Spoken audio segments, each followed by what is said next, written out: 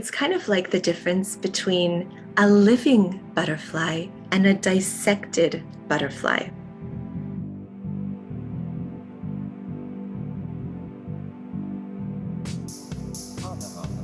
I want to talk to you about a technique that's one of the best and simplest ways to improve multiple aspects of your English at the same time. Shadowing. You may already be using some form of this technique, but there are better and worse ways to do it, and I want to make sure that you are aware of the technique and getting the most out of your English practice.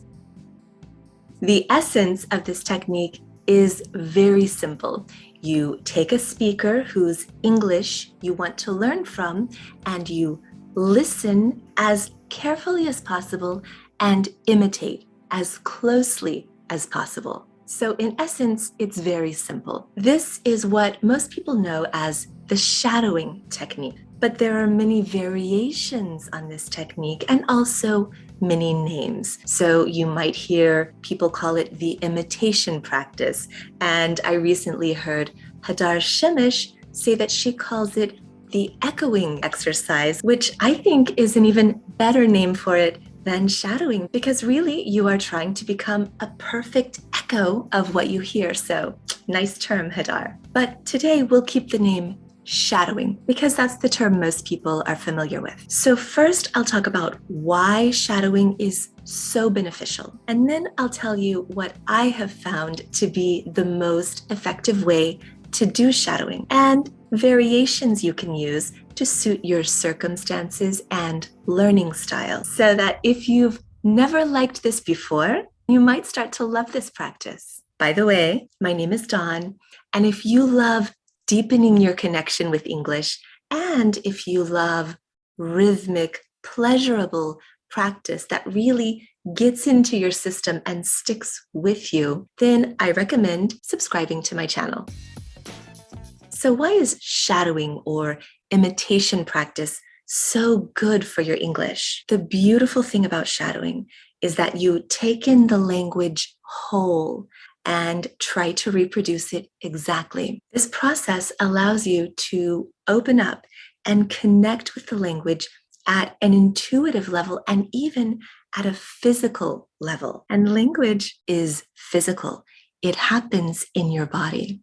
So connecting with English at this level really helps to balance our language learning. This goes back to my motto, brains plus heart, which is my way of saying that we need to connect with English on both an intellectual and a feeling level. So shadowing helps you get at language on that intuitive feeling level. And this is something that is often missing when we learn a language as adults. So when we learn a language as adults, it tends to be presented to us and we tend to approach it in a very intellectual, analytical way. So we are taking a whole living system, which is a language, and we are breaking it into parts and analyzing it. So you have grammar over here, vocabulary over here, pronunciation over here. And it is useful to look at all of those aspects of language separately. But these separations are rather artificial because in reality, it's all happening at once. When we speak, it's not, well, first I'll use some grammar, then I'll use some vocabulary, then I'll use a little pronunciation. No, it's all happening at once because it's all part of the same thing. And when we only approach language analytically, it tends to kill the spirit of it a lot of the time. So what we study ends up feeling dry and dead and sort of meaningless, and we're not very connected to it. It's kind of like the difference between a living butterfly and a dissected butterfly. So shadowing is sort of the opposite of that analytical approach. Rather than breaking English into parts, you are approaching it in a holistic way. You're taking it in as a whole and intuitively picking up on all of its elements at the same time. And guess what other elements are present in spoken English besides the ones that we normally study? Things like melody, intonation, rhythm, that are so important for feeling and sounding natural in English and for expressing yourself more fully. Shadowing, especially my favorite, which is repetitive shadowing, is an amazing way to tune in to these more musical elements of speech and get them into your system where they can come out spontaneously. And this is why so many of my videos and materials guide people through a form of shadowing, always rhythmic and usually repetitive. And it's kind of funny, without ever saying the term shadowing, I have created variations on shadowing in all of these videos because there's really nothing better for getting certain elements of English into your system where they become part of you.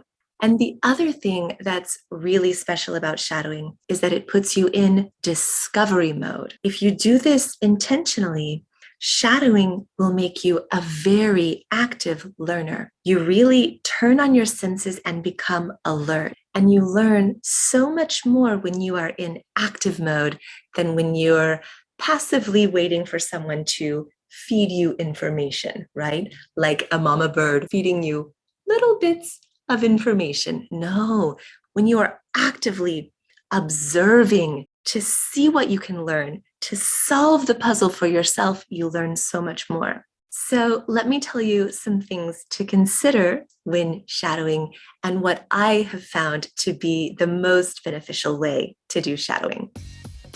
Now, in Hadar's video, she mentions 2 options for doing shadowing. Let's talk about those and then discuss some others. So option 1 is echo the person without pausing the audio. This is closer to the strict definition of shadowing as outlined by the guy who came up with the term shadowing. In his technique, you listen to some audio in the target language and simultaneously echo what you hear. Supposedly, this will force you to focus really closely on the sounds of the target language and develop a native-like pronunciation. However, I see 2 problems with this. First, you can't effectively listen and speak at the same time. So if you're echoing, you can't really be listening very closely to pick up those details of English pronunciation that you still need to master.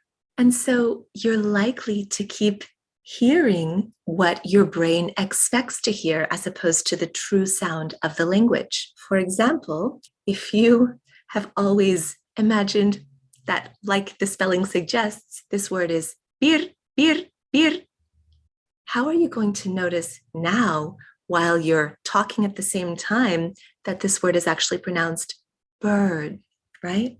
And then the second problem with simultaneous shadowing is that it's pretty exhausting. I try to do this with Spanish sometimes, and I really don't have a problem with Spanish pronunciation. It's a lot easier. It's a lot simpler than English pronunciation. So I don't have to listen closely to see if the words are really being pronounced the way they're spelled or not. No, I know how these words are pronounced. But I do like to shadow Spanish sometimes when I'm listening to a podcast or an audiobook or the radio, but I do it to imprint structures and phrases that I might not have used myself. And I can tell you that simultaneous shadowing is pretty exhausting for me, and I'm a pretty hardcore language lover. For me, it's only sustainable for maybe 1 to 2 minutes, and it also ruins my enjoyment of the material. It always gives me the feeling of drinking out of a fire hose. You get soaked, you get choked, but you don't really get a good drink. So let me show you what I mean. Y si no acepta el resultado de las elecciones, entonces el proceso completo se hunde. As Freddie the Clerk, donde miles de personas votaron y millones de personas votaron y para que no hubo ningún tipo de confrontación y un día votaron los unos y otro día los sosas y otro día los Montoya y así todo el mundo. Y así todo el mundo, el primer día los discapacitados empezaban los otros y nadie de otra etnia pues, nadie de otra etnia provocación hasta que finalmente al final gana Nelson Mandela. Entonces Nelson Mandela no sé qué era muy importante que fue cuando mataron a I don't get to enjoy what I'm listening to. I don't get to pay attention to what I'm listening to. And I get the feeling of drinking out of a fire hose. However, as Hadar points out, simultaneous shadowing does have the advantage that it's hands-free. So you can put in your earbuds and you can do simultaneous shadowing while you're taking a walk, doing the dishes, things like that. So for me, and maybe for you, the best approach in this type of situation is a kind of hybrid practice, part listening, part shadowing. Maybe shadow, like really shadow for a minute or two, just to try it out, to see how it feels, to test yourself and see how well you can keep up. After that, just enjoy the listening, but be alert to words, phrases, sounds, structures that you'd like to practice so that when you hear them, you shadow that little piece and then you go on with your listening. This is a hybrid approach. It's what works for me, and you might like it as well. And then Hadar mentioned a second option, which is play a little bit, pause and repeat. Play a little bit, pause and repeat. And this is much better for allowing you to actually hear the material that you're supposed to be shadowing, and also for being able to pay more attention to what you're doing rather than trying to listen and talk at the same time. Now, this is not a hands-free option. You'll be pausing, so you can't do it while you're doing chores. So let's assume that you are giving this your full attention. In that case, I would highly encourage you to work with a text for multiple reasons. And here's the first and maybe the most important one. Before you ever start shadowing, you can listen the first time and mark the pauses. Marking the pauses shows you the natural thought groups, the natural chunks of speech. And from there, you can focus on a chunk at a time. So if you do this before you start the imitation exercise, you won't be guessing where the pauses are going to be because you'll already have them marked. So you'll see exactly when you need to hit that pause button and echo the speaker. And truly, everything makes so much more sense and is so much easier to process when you start with chunking. And it will also allow you to identify certain things within the chunk. For example, the focus word, which is the one word that receives the most emphasis, and that's where our pitch shifts. So when you find a chunk, you can look for the focus word, and it all just makes a lot more sense. So with those two options, I want to ask you a question. Do you do shadowing, or would you like to start doing shadowing? And if so, which option do you prefer? Do you prefer the hands-free, simultaneous shadowing, or do you prefer the option where you give it your full attention and then pause and echo? Now, Hadar suggests that you set an intention for what you're going to notice during your shadowing practice. And I think that's great advice, because while you are taking in the language as a whole, you can also turn your attention specifically to certain elements of it. And this is why I like to use a short text that you can go over repeatedly. If you want to go really deep with a short text, I suggest paying attention to these elements in this order. First, thought groups, the natural chunks of speech. And you're going to do that the first time you go through the text. Just mark the pauses. You don't have to repeat anything. After that, intonation. Within those chunks of speech, which words are being emphasized and how does the tone of voice shift to emphasize those words? Then linking, also known as connected speech. This is really important for English pronunciation, the way it all flows together smoothly. And then reductions, which are so important for English rhythm and that relaxed quality of American English. And finally, I would recommend focusing on any specific sounds that you're working on. Sounds that maybe you know how to do them, but you want to make them more effortless. Or maybe you're still working on pronouncing that sound. So maybe you go through it and you pay attention to the TH sound. Then you go through it another time and you pay attention to the V sound if that's an issue for you.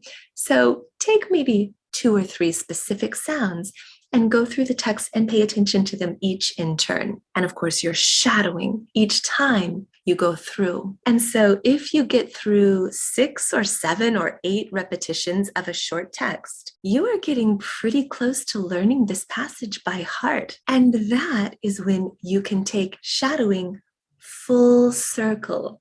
Full circle means it's coming back around to the starting point, coming back around to the technique as it was initially defined by the guy who came up with the term shadowing, because then you can do the passage hands-free. You won't need to pause anymore. You will be able to simultaneously shadow just a split second after the speaker. And at some point, you will have all the elements of that passage so internalized that you'll be able to practice by simply reciting it. You won't need the audio anymore. You won't be dependent on anything. You will have all the elements of English contained in that passage inside you. I have a special rhythmic accent training that's actually a form of shadowing that I'm getting ready to release. If you don't want to miss that, be sure you're subscribed. Now, a couple more tips. I agree with the guy who came up with the term shadowing, that it's important to get your body involved and do this from the beginning. You can gesture, move your arms, move your hands, move your head. This helps you to move your voice. Do not sit still and shadow. Get your body involved. It makes a big difference. Definitely find a voice that you respond to. And Hadar put it really well in her recent video. Select someone whose voice you like and even love. And this is true because we already said that shadowing allows you to connect with English at a deep feeling level. If you pick a voice you love, you will be more open, more receptive to fully embracing everything that voice does. Find a pace that's comfortable for you. So Hadar said that if the speaker's too fast, you can slow the audio to 75%. Personally, I don't like doing that. That gives the voice an unnatural quality. The speaker sounds tired or maybe drunk, and it just doesn't sound natural or good. So all of those good feelings you have about the voice, they sort of go away because the voice doesn't sound good anymore. And you don't want to shadow someone who sounds like they're about to pass out, right?